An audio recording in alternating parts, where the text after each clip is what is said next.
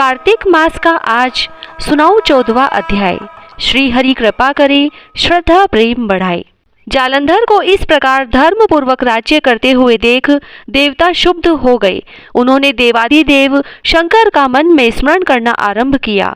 तब भक्तों की कामना पूर्ण करने वाले शंकर ने नारद जी को बुलाकर देव कार्य की इच्छा से उनको वहां भेजा। शंभु भक्त नारद शिव की आज्ञा से देवपुरी में गए। इंद्रादिक सभी देवता व्याकुल हो शीघ्रता से उठ नारद जी को उत्कंठा भरी दृष्टि से देखने लगे। अपने सब दुखों को कहकर उन्हें नष्ट करने की प्रार्थना की।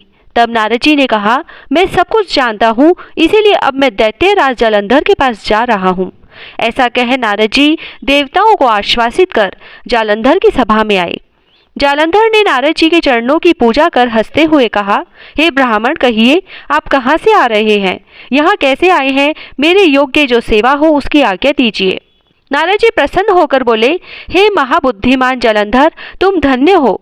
मैं स्वेच्छा से कैलाश पर्वत पर गया था, जहाँ 10,000 योजनों में कल्प वृक्ष का वन है। वहाँ मैंने सैकड़ों कामधेनुओं हिनुओं को विचरते हुए देखा तथा यह भी देखा कि वह चिंतामणि से प्रकाशित परम दिव्य, अद्भुत और सब कुछ स्वर्णमय है। मैंने वहां पार्वती के साथ स्थित शंकर जी को भी देखा, जो सर्वांग सुंदर, गौरवर्ण, त्रिनेत्र और मस्तक पर चंद्रमा धारण किए हुए है। उन्हें देखकर मुझे बड़ा आश्चर्य हुआ कि इनके समान समृद्धिशाली त्रिलोकी में कोई है या नहीं। हे दैत्येंद्र, उसी समय मुझे तुम्हारी समृद्धि का स्मरण हो आया और उसे देखने की इच्छा से ही मैं तुम्हारे पास चला आया हूँ।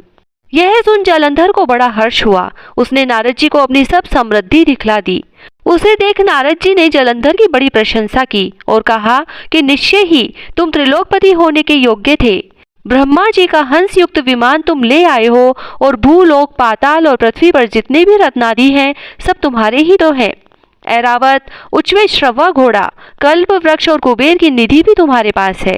मणियों और रत्नों के ढेर भी तुम्हारे पास लगे हुए हैं। इससे मैं बड़ा प्रसन्न हूँ, परंतु तुम्हारे पास कोई स्त्री रत्न नहीं है। उसके बिना तुम्हारा यह सब फीका है। तुम किसी स्त्री रत्न को ग्रहण करो। नारद जी के ऐसे वचन सुनकर दैत्यराज काम से व्याकुल हो गया। उसने नारद जी को प्रणाम कर पूछा कि ऐसी स्त्री कहाँ मिलेगी जो सब रत्नों में श्रेष्ठ हो। नारद जी ने कहा, ऐसा रत्न तो कैलाश पर्वत में योगी शंकर के ही पास है। उनकी सर्वांग सुंदरी पत्नी देवी पार्वती बहुत ही मनोहर है। उनके समान सुंदरी मैं किसी को नहीं देखता।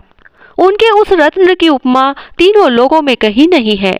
देव ऋषि उस दैत्य से ऐसा कहकर देव कार्य करने की इच्छा से आकाश मार्ग से चले गए। ओम नमो भगवते वासुदेवाय। 14वां अध्याय समाप्त। जय श्री राधे।